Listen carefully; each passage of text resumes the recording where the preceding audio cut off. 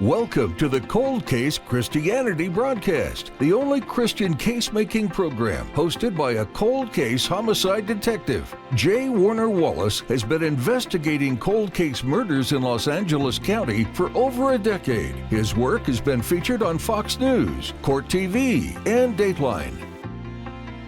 For more information about Jim's work and the case for Christianity, please visit coldcasechristianity.com. Now, here's your host, J. Warner Wallace. Welcome back to Cold Case Christianity. I'm J. Warner Wallace. As you know, we have been taking Season 5 of Cold Case Christianity to examine the 25 most popular objections that are offered either to Christianity, to the belief that God exists, theism, to even to religions broadly. And any of these, I think, could effectively stall a conversation. Because let's face it, certain things foundationally have to be in place in order for Christianity to be true. Number one, we have to have a proper definition of what truth is. Because if there is no objective truth, and there is no objective truth about God, we have to have good reason to believe that God exists. Because if God doesn't exist, then there's no God of Christianity. Then we have to have good reason to believe that Christianity is an accurate representation of the God of the universe, that Christianity is true. So you can see that there are certain levels that have to be in place, certain foundations that have to be in place. And these quick shots, we call these quick shots, these quick responses we have, you can find them on our homepage at Cold Case Christianity. In the writing section, there's a tab there that's called Quick Shots. And we try to release one of these about once a week. And so that will help you to kind of catch up if you've missed or you just want to print these. Remember, everything at coldcasechristianity.com is offered for free, and it is printable and savable. So every single article, for example, you can see at the top there's a PDF save file. You just hit the PDF save file. It'll deliver it to you as a savable, a downloadable PDF file that you can print. So you can start to collect these. I will tell you that before I had a bookshelf, which now I've got other things hanging on the wall, but when I first started as a Christian, I was so investigative in my approach. Every claim that was made by anyone, especially by Scripture, I wanted to examine, and I went after it. I was reading more than I had ever probably read, even in grad school, and I was collecting. This is back when there weren't a lot of apologetics books, but people were starting to write online, and it was very, very early in the internet age. And so I started just hitting the print button, print. I printed reams of paper that I then bound in books, in notebooks, and I had just black notebooks in all of my shelves. Well, that's not a bad way to start because you can get those resources for pretty much next to nothing. Now, I've written 3 books, and my hope is that these 3 books and the kids' books that are part of this trilogy, there's even curriculum for all 3 books. The Curriculum for God's Crime Scene publishes this year. And this is stuff that I hope will help you become a good Christian case maker, because let's face it, if you want to learn this stuff at the level that will make you most prepared, each of us who does this work probably has to take the time to do it in a 48,000 or 60,000 page book. But I also try to write in 500 words an article, and those are all downloadable for free at coldcasechristianity.com. You could actually start to assemble your own collection of notebooks if you thought to do so. But also, we've kind of condensed for our Quick Shot series all of the responses to the top 25 objections into about 150 words. One screen on the phone app. And we have a phone app for this, which is downloadable to iTunes and Android. It's the Cold Case Christianity phone app. And if you download it, you will see that you can get all of our resources on that phone app for free, including our Quick Shots, which are designed to be single screen answers. You're in a conversation, an objection comes up and you feel like quitting, don't quit. Hang on a second, I'll be right back. Take a break with your phone. Pull up the screen that has the response. It's only on one screen right there in front of you. Hey, if you don't even feel comfortable memorizing that one screen to get back in the conversation, say, I have this from a friend, or I have this from a resource on my phone. Can I just read it to you? And it's going to be a very short 100-word response, like almost like a Twitter response or like a Facebook post. That's what it's like. And that may move the conversation forward even if you can't memorize it. And what we're going to do this week is talk about an objection that is very broad. And it's one of those objections that can stop the conversation related to Christianity from ever starting because it precedes Christianity. And that is the objection that, you know what, I'm glad that's working for you. And I'm glad that Christianity works for you. But I wasn't raised around anyone. I got lots of friends who aren't Christian and they believe all kinds of things. And I really believe that all religions lead to the same place. That is this week's objection. All religions lead to the same place.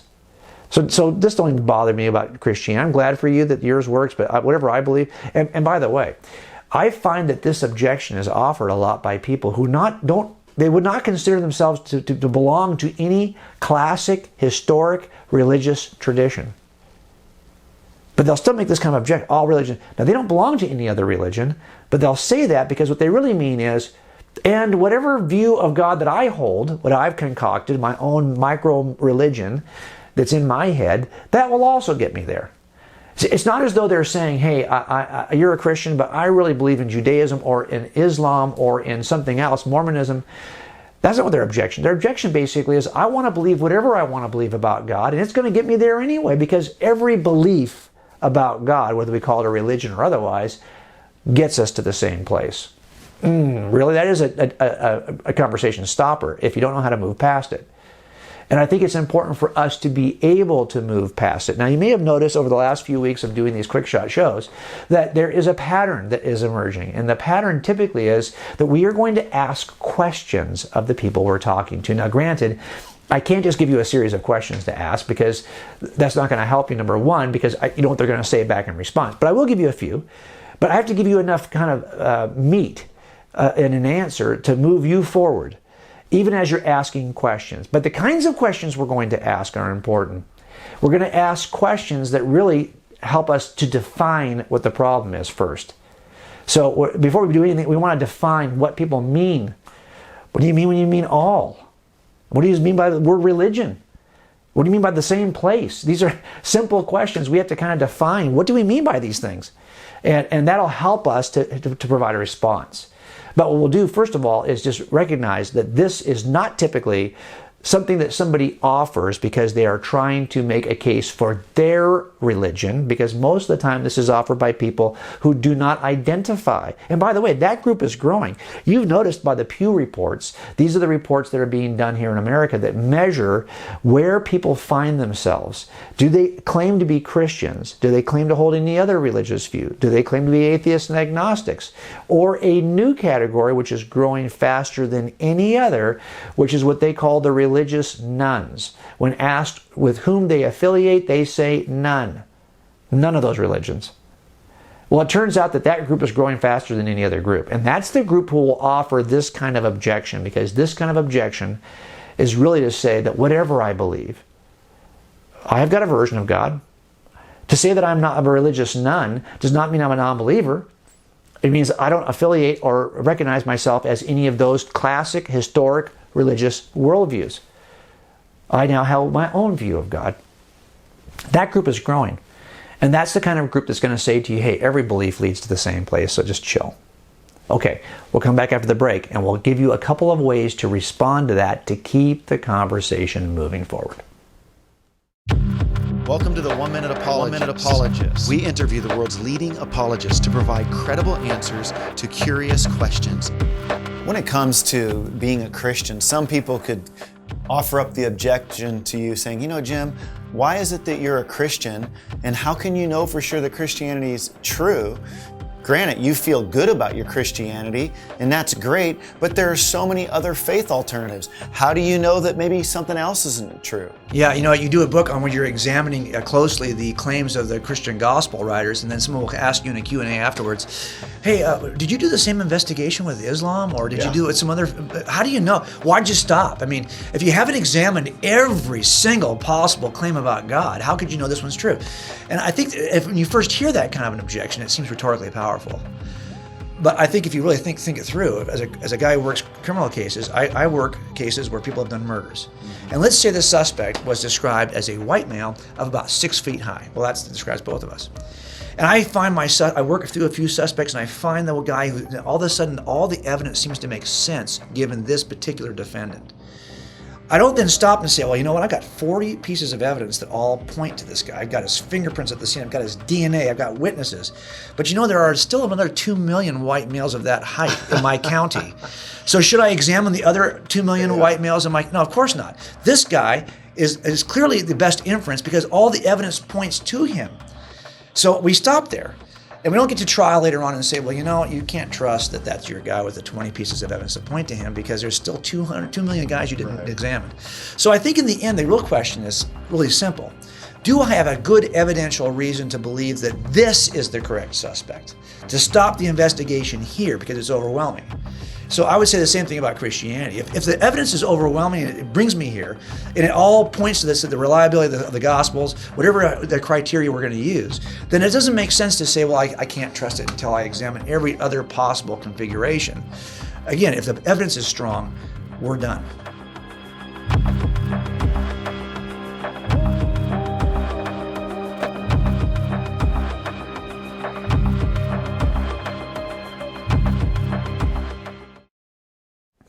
Okay, so we're looking at this objection that all religions, all beliefs about God lead to the same place. Is that true? And if it is true, why are we bothering to make a case for any one of these if they all lead us there? Well, I want to give you a couple ways of answering that really help to kind of parse out what is being said, how you're defining terms, and then kind of ask more overarching views. So let's put the first one up on the screen for you. Here's one way you might respond to this. Okay, so you say that all religions lead to the same place. Okay, fine. Have you really examined all religions? Or are you just making a broad assumption about religion? Let me illustrate what I mean by that, okay? Let's say you're hungry for homemade mushroom soup, all right? If you wanted to make homemade mushroom soup, you're probably not going to go out into your front yard, right, and just pick any old mushroom that happens to be growing in your lawn, right? You're not going to do that. Why? Because some of those wild mushrooms, they look a lot like the kind you see at the market, but look, you might even be able to, they might feel the same, they might chop up the same, they might fit nicely in the soup bowl, and they might even satisfy your hunger, okay? But the one from your lawn, the one from your front yard, if it's just a bunch of mushrooms growing in the grass, that might be toxic. It might be deadly, it might be poisonous. That's why most of us are very discriminating when it comes to mushrooms, right? I mean, that's just common sense. You know, several varieties of mushroom actually lead to death. And in a similar way, some religious worldviews are also toxic. They lead to spiritual death. Why would you be more discriminating about mushrooms than you are about spiritual claims? Wouldn't you want to know the difference between those claims before treating them all the same? Now, what we're trying to do here is provide an illustration to show that, really, a lot of people will say things about spiritual matters that they would never say about any other category in their life. They make decisions about spiritual things that they would never use that approach in making a decision about anything else in their life. They certainly wouldn't pick a car the same way they pick a religion. I've known lots of people who picked their religious system because they sat in a meeting and had an experience of an emotional response that made them cry, and they knew this, they were home. They knew this was true on the basis. Now look, I'm sure that God communicates that way for a lot of people, but I would want to test that. You might have a visceral response to what a salesman shows you in a showroom of a car, but you probably, if you're smart, you're going to check out, the background of the car, its record for trustworthiness, the manufacturer's record over the last number of years. You're going to there's actual websites in which you can search to see if the car you feel so emotionally connected to is really the one you ought to buy. Well, I know a lot of people who spend more time doing that to search for a car than they would to search for a true religious worldview. It's really a matter of us figuring out, well, where are our priorities here? Do we really think that look, if you're picking between mushrooms, you might go online and do some research to see, well, that mushroom, that's the toxic one. And although it looks like the other one a little bit, Now I can see the differences. I can go online and take a picture. I'm now spotting the differences between what is true for the good for the soup and what is toxic for the soup. And it's because you have learned the differences between the mushrooms. That's just wise about any time you're making choices between claims. You ought to at least learn the differences. A lot of the times, to be honest with you, people say this kind of thing, that all religions lead to the same place, because they're not aware of the differences and how the differences impact each other. We'll get to that in the next response. But my point is, why is it we are more concerned? Listen, there's a show, and I'll just give it a plug, because I watch it once in a while. There's a show on Fox Sports and a show on ESPN that are just sports. One's called First Take on ESPN. It's just two guys who are at the table debating whether or not this player is the greatest player of all time, whether or not this team is more likely to win on Sunday than not. And they use analytics. They have got all the data. They can tell you the difference between this offensive line and that offensive line, player by player.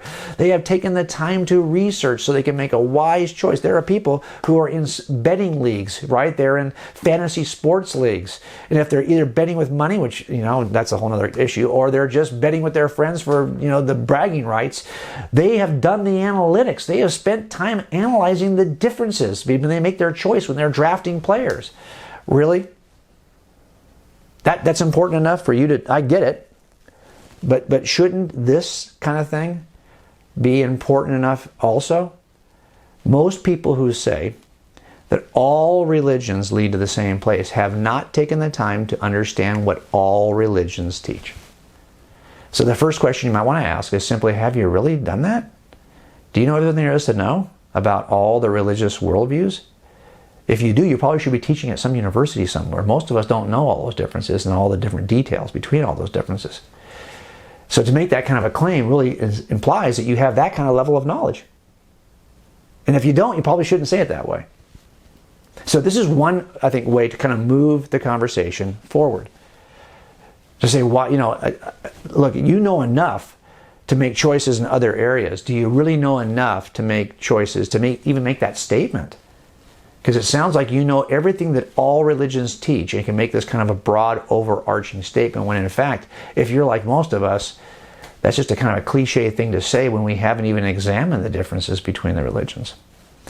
Let's take a break. When we come back, I'll give you a slightly different way to respond. And again, remember, when I'm giving you these possible responses, it doesn't mean that you're going to use one at the exclusion of the other, or that you're going to use one first and see if it works, and if it doesn't work, you're going to use two. No, it means that you're going to think about your context and which of these two responses might be best in your context. So it's important for us to think about, well, is this response going to work given who I'm talking to? You may include both responses and merge them. You may go a third way that I haven't even discussed this week.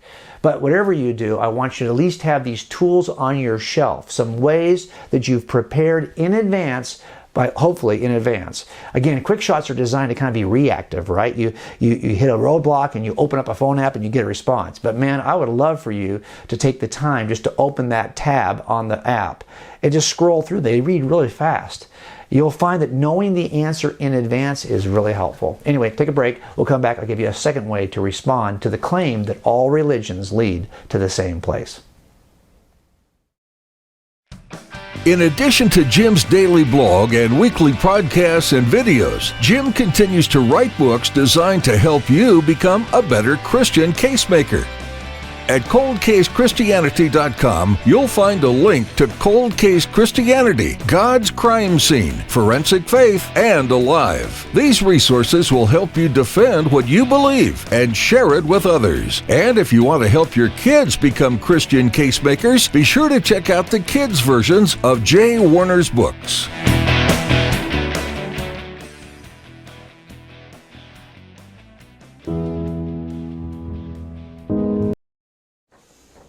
All right, let me give you a final way, a second way to respond to this claim that all religions lead to the same place. I'll put it on the screen here and we'll kind of walk you through it. So if someone says to you, hey, all religions lead to the same place, please.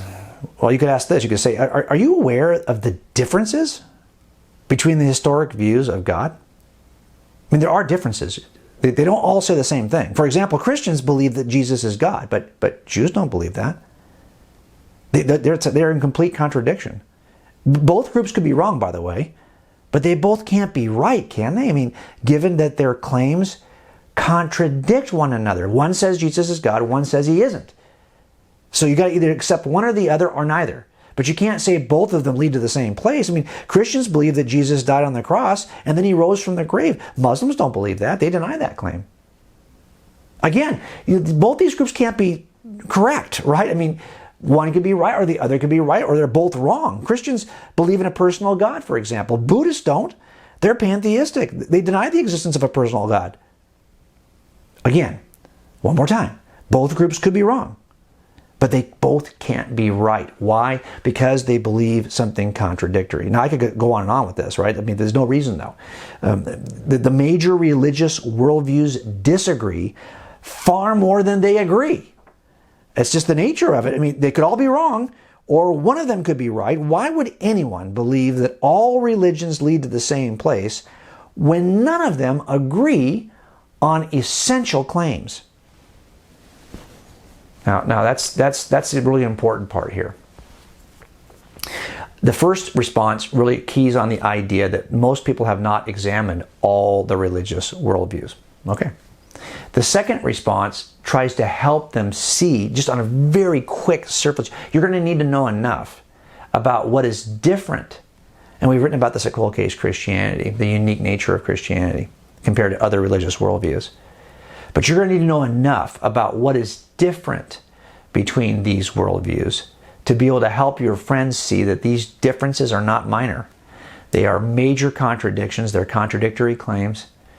So really, if you're going to say that all religions, in the historic, classic sense of religious worldviews on the planet, if you're going to say all those go to the same place, you might as well just be saying because all of them are false and they don't go anywhere. Because they couldn't all go to the same place because they are pointing to entirely different kinds of beings in entirely different kinds of ways. The only way they could all be equally true is if they're all equally false. Now, and look, a lot of the people who are making this claim might be taking that approach. They might actually be making the claim from the perspective of, yeah, I don't believe any of this nonsense. Okay, that's fine. That's a different kind of objection. But my point is that just remember that the claim that everything is equally true when there's this many contradictions between the claim is the equivalent of saying that none of it is true. Because, in other words, if all of it's false, then it's all equally true in the sense that it's entirely false, all of it. And so it's equally, the truth claims are equal in the sense that they are equally false. So my point here is we need to help people see the differences. That means you're going to have to know enough about what's different between what Jews say about Jesus, what Muslims say about Jesus, what Baha'i say about Jesus. Yes, they all use the same word. They will all talk about Jesus. They will all acknowledge his existence, even Mormons, but they will define him in entirely different ways. And the definitions are so dramatically different that they cannot all be right. And it's worth your time to discover the differences because you don't want to put that toxic mushroom in your soup. You want to know if that mushroom you're putting in the soup is the right mushroom. And this is true for everything we do in life. You want to make sure you're using the right key in order to open the door. Not all keys open the door. You want to make sure you pick the right car in the parking lot in order to go home. Otherwise, you're going to get accused of trying to steal someone else's car. It turns out that the singular nature of these kinds of truth claims drive us to be very fussy and specific. But then when we get to religion, we're like, yeah, I don't. We get a little loose on those kinds of claims because we're uncomfortable. Look, that key that's going to unlock the door, the car you pick in the parking lot is probably not going to make claims about how you ought to be living, but Christianity will. You're asking people, in some sense, to embrace a worldview of submission to the authority of a creator in a world which is more and more in love with autonomy. That's going to be the hardest sell, right? And we're going to have to help people to realize that, hey, it turns out that living in the truth is the best place to be, the best way to live. But that means you're going to have to weed the truth out amongst the lies. or the truth out amongst the errors. And there will be material errors and material truths you will encounter in your life, and there will be spiritual errors and spiritual truths that you will encounter in your life. And you're going to have to figure it out. Not all roads will lead to your house, and not all roads will lead to God's house. It's time for us to help people see that difference. Okay, hope that helps you to kind of assess this objection, the objection that all religions lead to the same place, because clearly they don't. And I want people to help to see how to respond to that. All right, we'll be back here right next week with another objection and how to respond in a way that keeps the conversation going. Again, here next week on Cold Case Christianity. Thanks for joining us at the Cold Case Christianity broadcast. If you're interested in more information about this week's topic, please visit coldcasechristianity.com. For a thorough investigation of the reliability of the New Testament Gospels and the case for Christianity, be sure to purchase Cold Case Christianity, God's Crime Scene, Forensic Faith, and Alive.